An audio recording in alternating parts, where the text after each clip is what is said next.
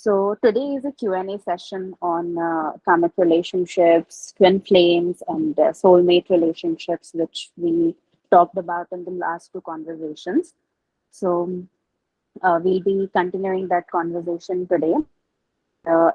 These conversations, open discussions, we all talk and it's an interactive session. All of you are welcome to talk and share your views, experiences, ask questions. So these conversations are not just, something only bound to what we have to share. It's always two-way. So welcome all of you. Now, as few of you are joining us for the first time, um, and you guys were not there in the last two conversations, anything you would like to understand before we go forward?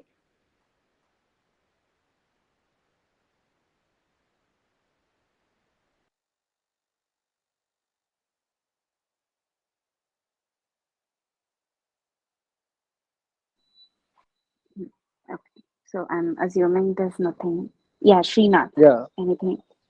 no, nothing. It's cool. You can move forward. Cool, cool. So I'm not sure how many of you, of course, a lot of you are joining us for the first time. So you were not there in the last two calls. So are you guys aware with these concepts of karmic relationships, twin flame, soulmates?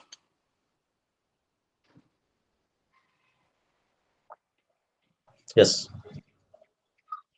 Great, great. And have you had any such encounter, or can you share any experience of yours with us, Hemant? Ma'am, I think the relationship which helps realize our spiritual this thing, like that relationship is soulmate, I think. Okay. That is what my this thing, my view. Okay. If it helps to realize if it helps to for self-realization for this thing, that relationships is like what you call soulmate or something like that. Okay. Okay. I'm from village. My English is not so good. We can understand you very well. Not at all a problem. Uh, Yeah. Okay. Okay. Cool. So as we have spoken in the last few calls. I'll just give a brief summary. We have had like long conversations on these. So soulmate relationships are like, those relationships which sustain us. They are like our best friend relationships. They do not trigger us. They do not bring out the patterns in us. They are just there to, help us have fun and be relaxed and enjoy and be happy. So those are the soulmate relationships, people whom we meet in our lives and we say that, oh yes, this is like my best friend, and being in their company feels so good. Those people are soulmates. Then comes twin flames. So twin flame relationships are like fragment. Our twin flame is a fragment of our own soul.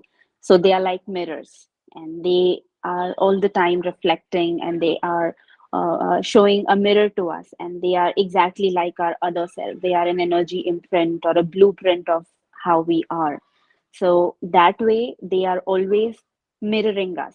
They are like mirrors, and they are very intense relationships, very um, uh, you know strong relationships, because when you are seeing yourself in mirror, and anything that we don't like in this world in other people is actually something which we don't like in ourselves. So just think of somebody who is showing all that, everything about you to you all the time, like a mirror, like a moving other clone of yours. So those relationships are the one who bring out the best in us. They are the ones who trigger a spiritual awakening in us. Or when these imprints are activated, we go through a awakening, and it is much more fastened when we meet these twin flames, and we move forward in our life. So each person, it's not that you will be having like many 12 twin flames or anything, and it's not also necessary that each person is supposed to have a twin flame. Some people have, some people don't have, depending upon what their journey has been and where they are going forward. Then coming to karmic relationships, they are also very intense relationships, a lot of drama and conflict involved in it. There is such a very strong pull in those relationships, and it's really hard for people in karmic relationships to actually come out of it easily. And even if they're seeing that, there's something wrong, there's something going on, there are so many ups and downs, we are always triggering each other's patterns, and still we are so incapable of leaving each other. So there's kind of a bond which has been created, and because of that bond, because of their familiarity of the stories and the experiences these we have had with these people in the past lives, we are not able to get out of these relationships. But these relationships come in our lives so that we could change something in ourselves. We could see that, what is that lesson in my life which I have been ignoring and avoiding to learn from such a long time, right? So they keep pushing us, they keep, triggering us again and again and bringing out those patterns. And once we realize, we heal the negative karma, we heal the negative imprint, we learn the lesson, and then we are able to move out of those relationships. So they come in our lives in brief for us to learn something which we have not learned before. So this is a brief summary of these three types of relationships. All of these three relationships are like our soul contracts, right? So before coming here, taking this body, and before living like this, we had soul contracts or agreements with these souls, and we all decided that what all learnings are required to be included in our lives, their lives, and we come here, we live that, we play that out, and then once we learn the lesson, or we evolve together and we move forward in our lives, right? So this is a brief summary. Anybody has any questions, or anybody would like to share anything?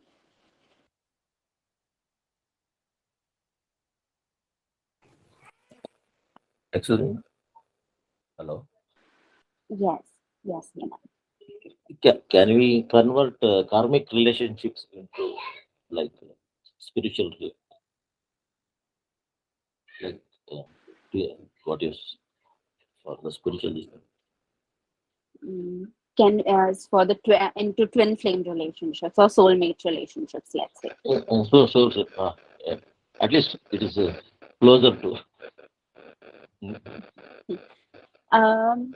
I wouldn't say that the form of the relationships would change, but usually what happens in a karmic relationship, one person is ready to evolve and they realize that I have something to learn or something to change in the way I operate, and they decide to move on from the relationship, or they decide to change something.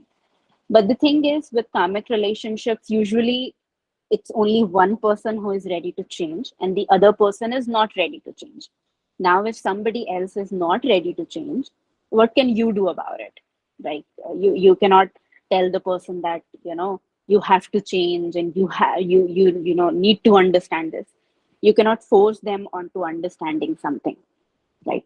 There is a possibility that maybe you go separate ways with them, you go through your own journey, maybe something happens in their life after 5 years, 10 years, they also learn some lesson, they evolve, and you don't come into a relationship backwards, but you just don't hold grudges and you are okay in your own lives. But if it is a karmic relationship, it has manifested in your life so that you could just learn that lesson and you can move forward with that lesson. Now with our parents, many a times a parent child relationship, or relationship with our parents or children or siblings are also karmic relationships. Now you cannot leave your family just like that, right? So that is a certain kind of a relationship where you just cannot help it, so you have to evolve being in that relationship. So maybe your lesson to learn here is to set healthy boundaries, and is to develop your self-worth, and you develop your esteem in a way where even if these people are there in your environment, they do not impact you anymore, right? Because you just cannot, go and tell that, I leave you my child and I leave you my mother, father. So you have to be with them, right? But if it is a romantic partnership and we are saying that a karmic partnership would convert into a twin flame, it is an absolute no, not possible. In a soulmate relationship, maybe, but right away in a very short span, not possible. Thank you. Thank you. Thanks for asking that question. It was a very good question, Hemant. Thank you. Ma'am, I have a doubt. Mm-hmm. Uh, for people when you talk about soulmate relationship, I mean, how can a person figure it out? Because from my personal point of view, it seems like I am being uh, not a permanent member in any gang. Or is there anyone which is, or is it like I need to wait and it will come as according to the time? I mean, how exactly it is? I missed the last sentence you said, Srinath. Can you please I mean, repeat it? is it like uh, I have to patiently wait for that person to arrive, or I mean, I didn't find it, I didn't figure it out. It Right, right. Yes, you if you got my have not, question? yes, you're saying that if you have not figured it out that if a person is your soulmate or not, then do you have to wait for them to arrive in your life, Yeah. right? Also, one addition is everyone have at least a person like that in their life, or how exactly is that? If you're saying in terms of a romantic partnership, we cannot say. But in soulmates can be anywhere. They could be your siblings, they could be your friends, they could be, maybe your colleagues at work, and you develop that. See, one way to recognize a soulmate relationship is there is no drama in that relationship, right? There is no triggering happening. The other person is not poking you that you should change or you should fix this or you should do that. In small things, yes, they would say, it's not like there won't be any disagreement ever. There would be, but it wouldn't be so major that they would force you to becoming something or changing or creating drama, right? So those are our soulmate relationships. They are kind of very beige and very peaceful and nice and good, right? So they're there to support you. So you must be having somebody in your life, right? Any friend of yours, matlab, anytime you feel like, maybe you're in a bad mood and you call a friend and you're like, yeah, let's sit together, let's have a cup of coffee, right? And you feel so good just after being with them, right? So you would be having such people in your life, but in romantic relationships, we cannot say, because what learnings you are supposed to do in your life, you will be attracting people and partners like those. So it could be karmic relationships, maybe twin flame, maybe soulmate, right? And how long a person has to wait, nobody knows. But if somebody has readiness and intention to be in a relationship, and not desperately, I want a relationship right away, not that way, but simply a feeling that, yes, I'm ready to love, I'm ready to give, I'm ready to be with somebody, share my life.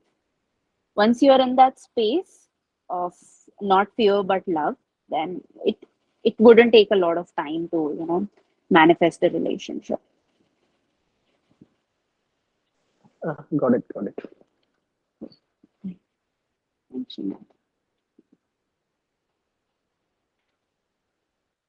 Anybody else? Akarma, anything you would like to share on these points which Srinath and Hemant talked about? Um, I think you've covered it. Just what Srinath asked is how to identify. It's not so much about how to identify as such, like already Anamika told you about the criteria that what these look like. So you will already be having these relationships. It's not that you are not in any group or when they're already there. Even you just need to now use this criteria that we have shared with you and then categorize your relationship with your parents, with your siblings, with your friends, with your colleagues. It's not possible that you don't have any relationship right now with anyone. So you will be having these relationships. But if you're talking about the romantic ones, we are talking about that. If you have not met anybody, you have not been in any relationship so far, then we can't say. So whoever comes next in your life, you see how that person is like. Do you resonate with them as a soulmate? Do you resonate with them as a friend, or how do you resonate? So just see it. It's not about this. What we are sharing is not about you can pick and choose. Don't use this this information to now filter out, because that is not the intention. Any relationship ultimately has the objective to grow you on, whether it's karmic, whether it's twin flame, whether it's soulmate. Through all relationships, you grow. How you grow and what you do will be different in different relationships, but all of them are there to grow you. As Anamika mentioned, that if it's a karmic relationship, then usually if your partner is your karmic partner, then they may not grow from that relationship. Um, but you may, if you identify that there is some karmic debt that needs to be resolved with this person, that is why they have come. So ultimately, everything that we do, all relationships are about growing and evolving only. Um, Someone asked this question about the spiritual something, the word was used. So I didn't really fully understand that what you actually meant by that. What is it that you're trying to identify? Like this use of this word spiritual that you're saying, which connection? So what exactly you were actually trying to clarify? I didn't get that. Uh, but but if I have to give you the answer without fully understanding your question, then I'll say that at the end of the day, whichever relationship you are going through will grow you. Um, so whether you call that a spiritual growth or personal growth or whatever name you want to give it, that's up to you. Because I don't know what your definition of spiritual growth is. My definition of spiritual growth is that as long as I am becoming a better person, I am becoming more grounded, I am learning to handle my emotions well, I am becoming more mindful, I am becoming more aware, then that to me is a spiritual growth. So if that is also your definition, then yes, then every relationship, whatever name we give it, is going to do that as long as you're ready to take that step. Many people are not ready to take that step. Many people just want to give up and move on. So if a relationship becomes too tough, then the first thing that comes to their mind is why put so much effort? Just get out of it and just find a better person. So most people are focused on that. So then there is no spiritual growth. There is no growth, no personal growth. Nothing is happening. You are just avoiding to see the parts that were getting triggered because of that person. Obviously, I'm not saying the other person is not at fault. You are only at fault. That's not what it means. The other person is definitely doing something, saying something that is triggering you. So what they are saying and what they are doing is their part. I'm not justifying that. But I'm saying that them saying or doing something is triggering you. making you uncomfortable. And if that is something to be resolved, then that is something to be resolved. Another thing that we also discussed in the past is that not every time you become uncomfortable, that means you are triggering only. There is a difference. Triggering means when we specifically say you are triggered, what we mean by that is if someone says something to you, something hurtful, and listening to that, you first feel hurt, you first feel upset and all that. That's one reaction. But then after listening to that, you go into stories of past. Someone else has also done something like that, or it is reminding you about some bad experiences or something. Then that is what we call triggering. But getting upset by something or um having an emotional response because someone said something hurtful, that doesn't always mean triggering. So having that distinction that like if a mosquito will bite you, then it will hurt. It's a natural response of the body. So you can't just say it's a trigger. So if someone says anything disrespectful, anything hurtful, then obviously that's wrong. And if your reaction is limited to that, then that's fine. That's normal. Getting annoyed by that, getting angry by that, getting upset by that, that's normal. If someone has insulted you, then it would feel that way. We are not robots. But be mindful that does that trigger stories in your mind? Does that take you in the past and it reminds you of something bad that happened to you, or you keep saying, why this keeps happening to me? Why people keep treating me like that? Why they talk to me like that? And if you are going in those stories, that's what we call trigger. And it's very easy for people to just move away from these kind of people. That's the solution that almost everyone around you, your friends and other people will also say that, why you hanging around that person? Just leave that person, move out. So that's the easiest way. But then you have not given yourself time to introspect, contemplate that why it was such a big thing. And that when you do is what we mean by spiritual growth. That is how we become better versions. Otherwise, this is just a term we just keep using, better version, better version. What does it actually mean? It means that I see the parts in me that become uncomfortable by certain responses, by certain behavior. And when I become uncomfortable, then I'm not performing or being in a certain way. I'm not happy anymore. And I'm always looking for ways to become happy. I'm always searching rather than stopping there and finding that peace and happiness in every situation. I'm just always running and trying to find the next better person, the next better relationship, and all that. So that needs to stop. And when we bring our focus to that, this is what we mean by spiritual. So that does that make any sense? Anyone has to say anything on this?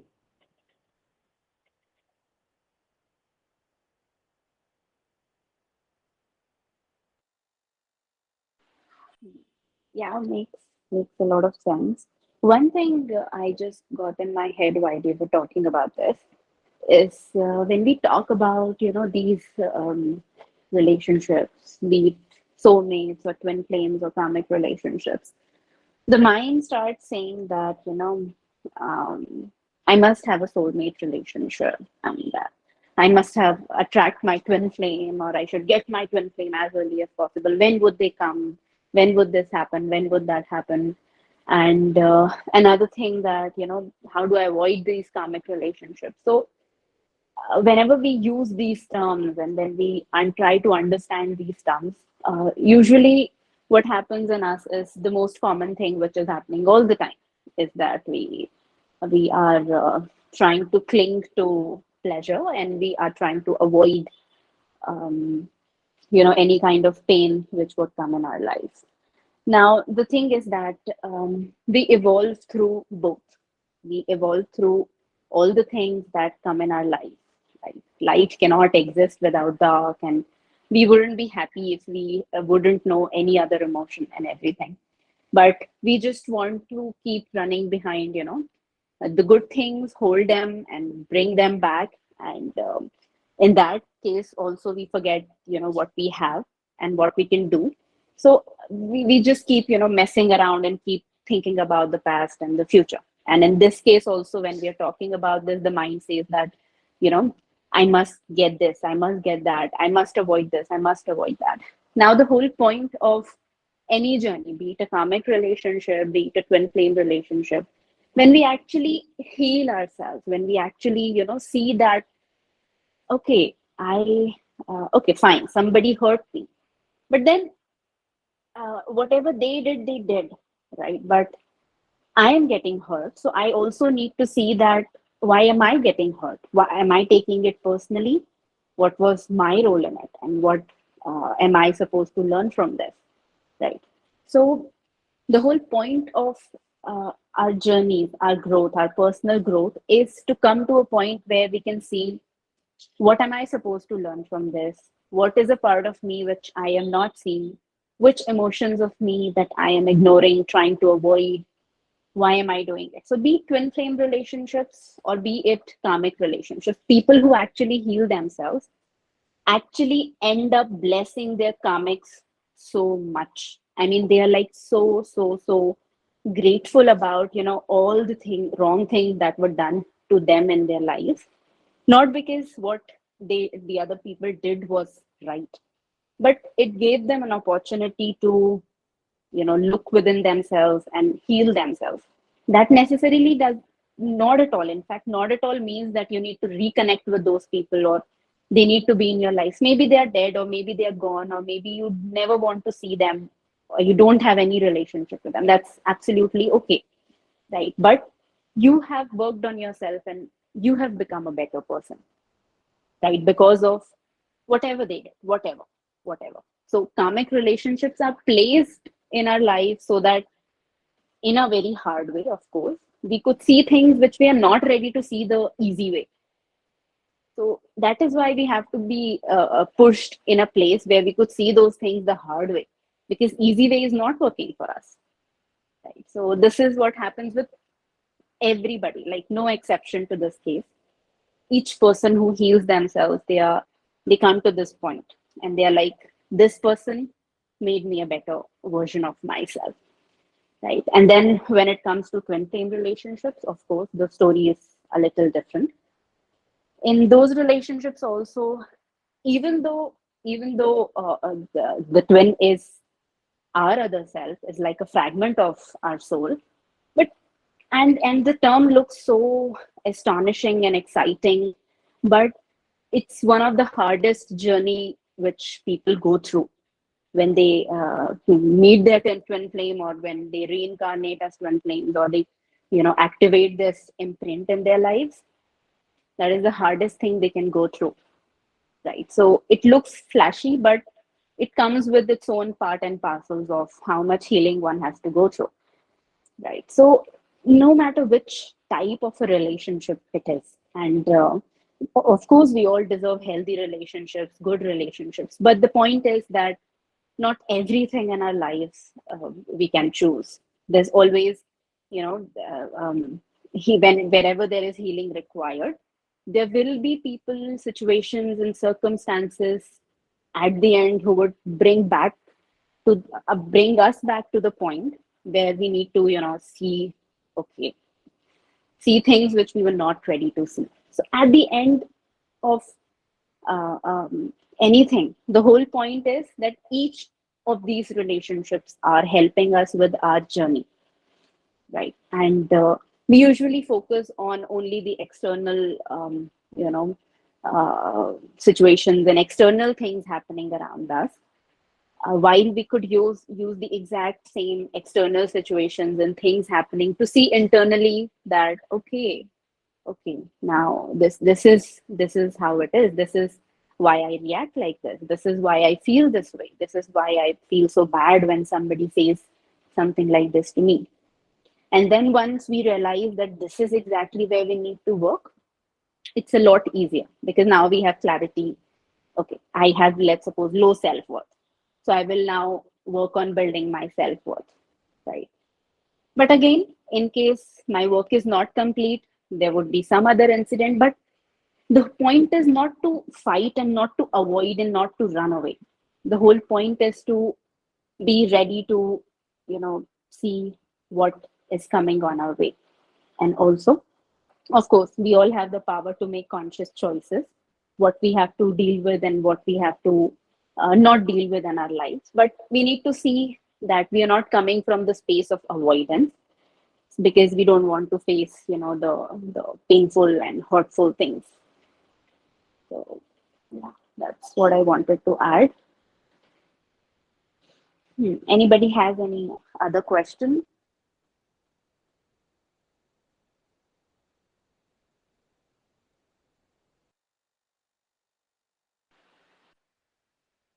Gokul, Neelu, CP, Ritu, Sanket, Sheetal, Soumya. Hello. Hi, Ritu. Yes, hi. I want to ask, I guess, basically, I want a confirmation that it's not in our hands now to attract the soulmate relationship. It's something have to do with our karmas, that what we need to dissolve in the life, like karmas, right? Matlab, it's not in our hand, right? A yes and a no also. But Mm-hmm. yes, let's go ahead with the yes first. Yes, it is Okay. not in our hands. So basically, at the end, we have to focus on, you know, um, dissolving whatever beliefs we have, conditionings we have. So that is a very good question. That our responsibility is to see and work on ourselves, heal ourselves, right? So it's not in our control exactly to say that, at this point of time, I want this kind of a relationship, right? So we cannot decide timelines. We cannot decide timelines. But when you come to that space that, okay, I have worked enough on myself, you have been working on yourself, the same things which you were making you mad before, which were like literally triggering you, you were so sad and you were so angry, the same things start dissolving and you don't feel angry the same way, you don't feel sad the same way, you don't feel pain the same way, right? So that thing has happened. Second thing that has happened is you do not feel attracted to the same people, the same kind of people, the same kind of uh, you know um, uh, people with the wounds with which you used to relate before. So your quality of relationship in itself starts filtering itself, right? So there's a filter which has also comes in you as you start your healing journey and you heal yourself, and that filter slowly just starts deciding, when you start setting healthy boundaries, and at the end the filter, the people who are filtered from it, they remain because they respect your boundaries, they respect you, they love you, they really want to be with you, right? And after that filter, people who are left are soulmates only. What else, right? And yes, in case you're asking in terms of a romantic relationship, I guess Srinath also asked a similar question before. So yes, you cannot decide the timeline. That is not in your control. Could be 1 week, could be 1 month, could be 1 year for somebody, depending upon how they're working, or what needs to be seen by them. But when you enter that space, so when you are in that energy, of course you'll start attracting people who will be, your soulmates, and the better connections, and people who you actually deeply connect with, intimately connect with. And in terms of romantic partner also, the same thing would happen. But yes, there is no timeline. Does that answer your question? Yes, yes. And one more thing I would like to know, like we have you're talking about karmic relationships, right? And in karmic relationship, it could be like this this way also, na, ki it is ended by someone else, but then you evolve and that person has not been evolved. Or is it like it has to be ended by you and then you evolve? Is it like that condition also, or is it like just one person evolves? No, no such condition like that, that who ends the relationship. Usually it happens that the one who ends the relationship is the one who wants to move forward. Yes, in most cases, but it's not a condition, right? It's not that that is how it has to be 100%. We were just talking to, there was this one person we were talking to a few days ago, and she was also telling that her partner tells her that he wants to end the relationship, right? But she is the one who is trying to evolve and do things and go on her healing journey, and her partner doesn't want to, right? So it's a reverse case, but um, yeah, yeah. So both things can happen. So no such condition. Many times the healing process or the healing journey will start when the breakup has happened. So people will keep on stretching it until it breaks, and then only they start to look into it when the breakup has happened, when the divorce has happened. Then only they will introspect. So they will not introspect before that. One other point that was coming to my mind as we were talking, because I felt that somehow we have talked this coming to a point where things don't trigger or disturb you anymore. I just got this feeling that this point needs to be um, explained a little bit more, because not getting triggered, some people might also interpret this as developing some immense level of tolerance and just tolerating and not getting bothered and all that. So avoiding this is not what we mean by uh, not getting triggered. That that that I just wanted to clarify. Tolerance level has got nothing to do with this. So this is not about do a lot of meditation and just become very tolerable person and very patient and that. So this, when we say not getting triggered, then it means that somehow that part which was getting triggered, the box of right wrong drops. That is the best explanation I can give you. So you basically come out of this whole thing of right and wrong. So it's nothing to do with tolerance. It's not going to be taking a lot of efforts to be tolerable and build your patience level to be in a relationship, show a lot of understanding and all that. So it is not about showing and doing. It is about being at a point in your life or being in a state of mind where you're out of that right or wrong category of defining someone's behavior as right or wrong. So it just doesn't even matter. So that triggering that was happening just completely drops. If you have to use a lot of tolerance and patience to deal with this, then it's not what I'm talking. Then your work is still doing. So so just wanted to clarify that many people would probably interpret this as developing immense level of tolerance around this. That's effort.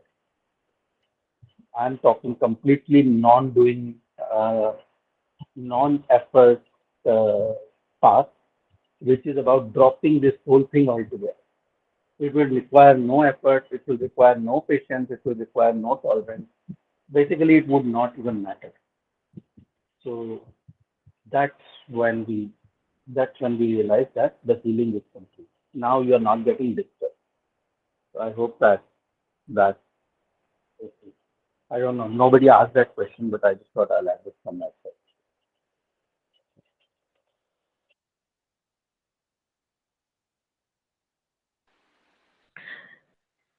Thank you, sir. Thank you. It has clarified even one more thing because sometimes we doesn't even get to the difference between the triggering and the exact tolerance. So it would be more like that. It's like without any hater and also without any fear and without any notion of right and wrong, right? Yes, yes, that's correct. Earlier when things were you were getting bothered and disturbed is because you were in some way labeling or judging the behavior of the other person as wrong. That they can't say this, they can't do this, they can't talk like this, they can't treat me like this, and all that. So we were stuck in that right or wrong, and then maybe some people will go on this track of developing an immense kind of tolerance by thinking that okay, I'll do some meditation and I'll become more grounded and all that. No, that will not do the job. So this what you just said is what I was also hinting to. That resolve it, fix it. Do not whitewash it with a different color. So just get rid of it altogether.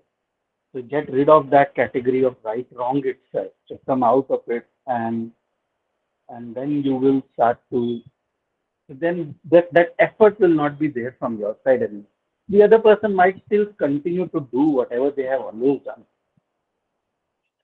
But you would have resolved this in your own heart to a point that you have that level of acceptance that doesn't disturb you anymore.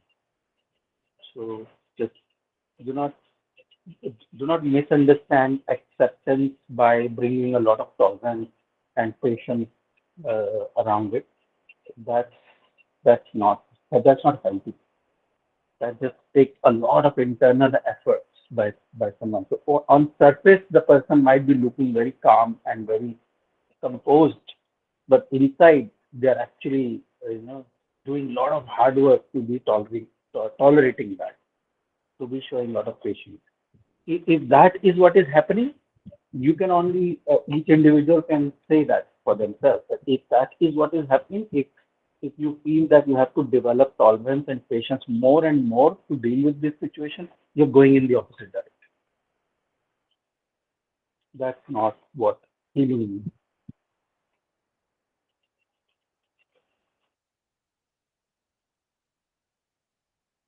Sachin, when you were telling ki the difference or the demarcation between right and wrong, it drops. Does it mean being indifferent to the situation or the person, or uh, is that a wrong term to use?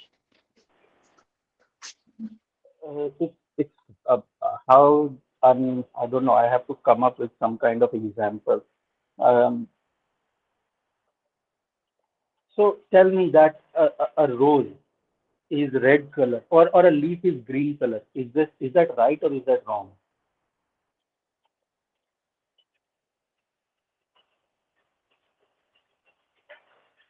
Or are you Um, indifferent? I, do- I, Or okay. it doesn't even matter? It is what it is. I mean, it is what it is. So, right. So, so, So yeah, it seeing is things what it as is. So it it doesn't is what it matter, is. right? It, Yeah. yeah. So Okay. it is what it is. If someone says, if you start now judging why the leaf, why all the leaves are green, why do I have to see green everywhere? It is so disturbing. जहाँ भी जाओ green Mhm. green ही दिखता है. Um, uh, I'll just try to answer it a little differently, CP. So imagine a situation, Yeah. right? And let's suppose you are working in your office and you see two of the co-workers fighting, and one of them is like really disrespecting the other one, right? And you go there Mm. and you see that you know they're fighting like cats and dogs, and this is not right, and this is not in the right way to behave, and it's impacting the environment and everything, right? So you analyze everything and you go there, and the other person who's shouting and screaming, he's not stopping at all, right? So all you had to do is you had to raise your voice, or you had to strictly tell him or her that this needs to stop right now, Whatever you guys have to talk about, you come there and discuss with me or the HR or XYZ or whosoever, right? And you say it in a really strong voice.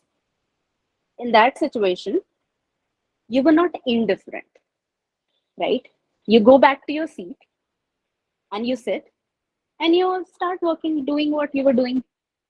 You were detached. You didn't involve yourself as in you personally. You saw the situation and you did what was required to be done in that situation, but you were not there. So you did not do it from a place ki, I am doing this, see, I am so big. Or maybe something has happened to you and you feel, I am so small, I couldn't do this, or I did this, I'm so small.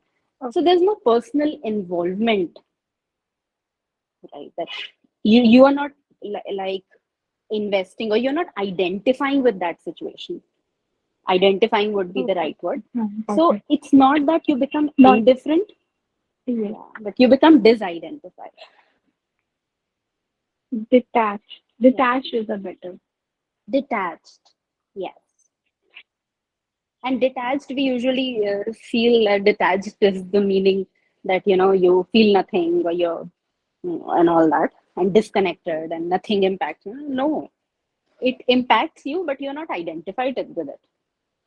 You just simply see it, you act accordingly, and then you move on.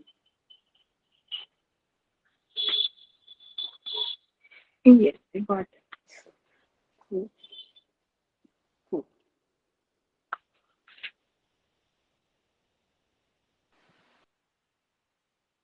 Yeah. Anybody else has any questions? Dhwani, you have joined us after such a long time.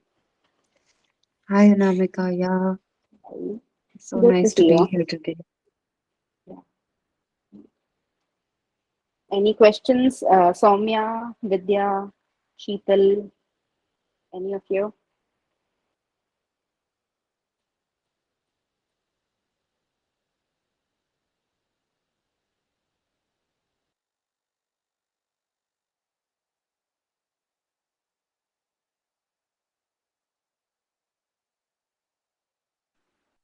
Okay. So as we have some more time, so this I'm sharing it again. I'm repeating myself that you will be getting a lot of karmic relationships in your life, a lot of them, right? And they can come for very short timelines, they can come for long timelines, like literally 40, 50 years, right? So karmic relationships are not subjective only to a romantic partnership. You can have different forms and kinds of karmic relationships, maybe with your in-laws, maybe with your parents, maybe colleague, a friend.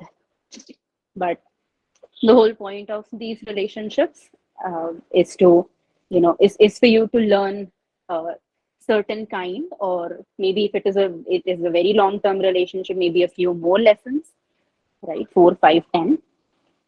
And once we learn these lessons, usually what happens is we lose interest from these relationships. It doesn't mean that there are a lot of people who are in a karmic relationship with their partner. They have small kids and they are keeping the relationship only because of the kids, and they're still continuing the marriage. They are not legally separated. It's not about legal separation. It's about that your interest, you are separated by soul wise, mentally, emotionally. You're just physically there. You're not available at a soul level with the other person. That is also a separation. So it is only functional, right? So in that way we lose interest. We just don't, these relationships don't interest us anymore. When it comes to soulmate relationships, these can also come in many different shapes and forms. Many people are like really, really good friends with their children, right? So that is another type. And if your partner is your soulmate is your soulmate, good, very good. But usually, what happens with soulmates is there's a lot of monotony that comes over a period of time, because they are so these relationships don't challenge you, right? And they are just so monotonous. They're just like walking on the same track. So for that, a couple has to see for themselves now, what is it that their heart says that they have to do. So we listen about a lot of people who just separate because it just doesn't interest them anymore. They're walking on different paths and they're happily consciously divorcing each other. They never fought with each other. There was nothing wrong, but it's just that they don't feel that anymore. So those could also be another kind of soulmate relationships, that they don't just hold on to each other, like holding them like so tight. Now comes to twin flame relationships. So you won't be encountering twin flame relationships in plural. You would be having one other part of you. Not all of us have it. Not all of us encounter these relationships, but those of us who do, it's good. It's a chance for us to fasten our journey, especially our spiritual journey, especially going through a lot of things, a lot of intense things together. So it's like shifting from a passenger train to a metro train, and things start happening faster and faster in these relationships. So yeah, that's something I had to add. And there's like so much we have talked about these conversations, and a lot of you were not there in the last two calls. So if you find this topic interesting, you're getting some questions, the last two audios are uploaded on the YouTube channel. So just go and in your spare time, watch it and see what you get from it. If you have any questions from there, we're always there to answer it in the group. And be it any kind of relationship, your focus needs to be on yourself. Many a times when people, we have heard this question so many times, I want to evolve, but the other person is not evolving. Other people are not doing this. When would they catch up? When would they do this? When would they do that? That is one thing which is like literally not in your control first. And second, it is not your job or responsibility to take so much stress about how they would evolve. If that is happening, that you're focusing more on other people rather than on your own evolution, then that is a part of you which you need to see. Maybe there's a fear which you're holding on to. Maybe you fear that you would lose them. Maybe you fear that you would grow apart. Whatever that fear is, that fear needs to be seen if your focus is always on whether others are evolving or not, because that's not your concern, right? So that's all from my side. Anybody has any questions?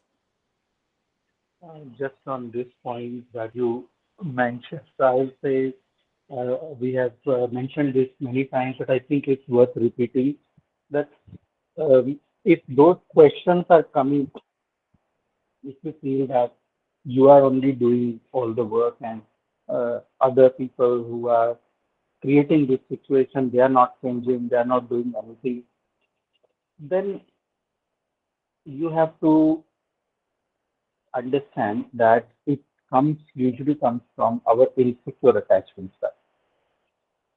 So that is what I would say again is what you need to focus on when she's saying that you need to see this, where it is coming from. So it would be a good start to check your insecure attachment style and move from insecure attachment style to secure attachment style. Some people who are new on this call, they would not know. So we already have a e-learning journey to do that. So take that journey if you feel like it, or you can do your own DIY Google search and do your own research around how to create that healing journey for yourself to do that. So option is with you, whether you want to take our help or you want to do your own thing, that's fine. But that is what needs to happen. One way or the other, you have to figure this out, either with us or without us. But that is the step to take. Identify which insecure attachment style you are operating from. There are three of them. Some people could be operating from a mix as well. Some people could be from two. Some might have all three, a mix of all three attachment styles. So figuring those things out, concentrating on them, and then dissolving them, working on them, and moving to a secure attachment style is what we call a healing process.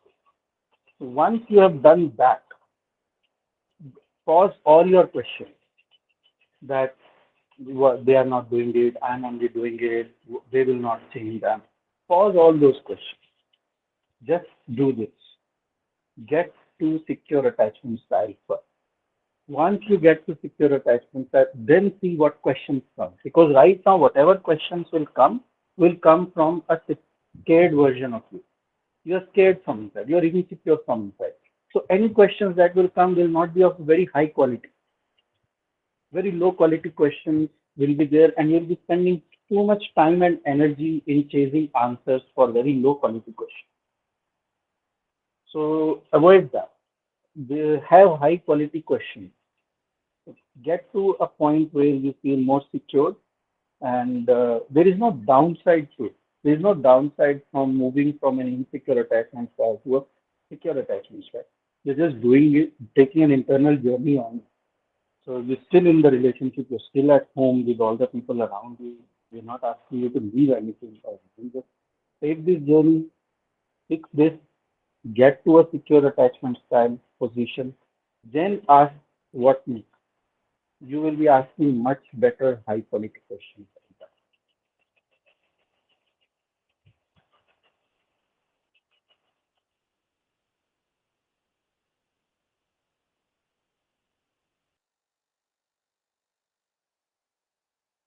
So if there is nothing else, then we can wrap up the call.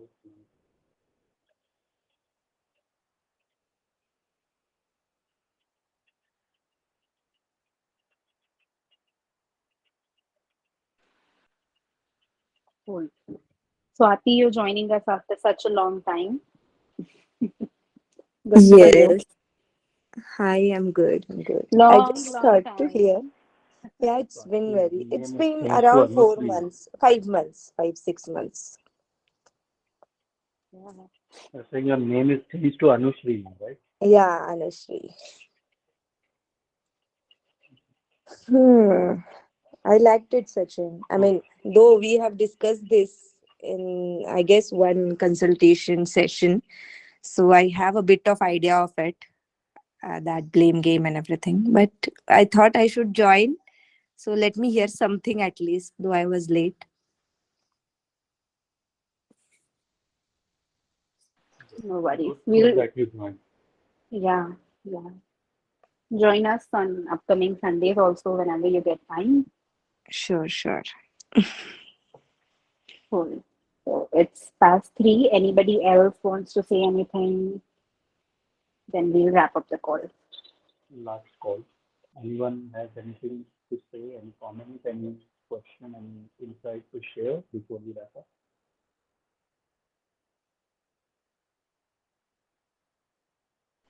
Anamika, one last question I have is, ki, Yeah, Shruti. as you said, ki karmic relationships we can have with more than one people, right? So is it possible ki, we are having 2 to 3 parallel karmic relationships going on at the same time? Yeah, yeah, absolutely.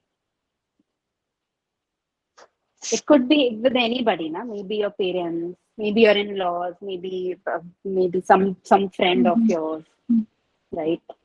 So it You could be could in have parallel. you could have all types of relationship going on in parallel at the same time, not just karmic. You could have soulmates in your life right now, karmic, and maybe a twin flame also. So it's not one by one that will happen. It can all be happening at the same time with different people. Mhm. Okay.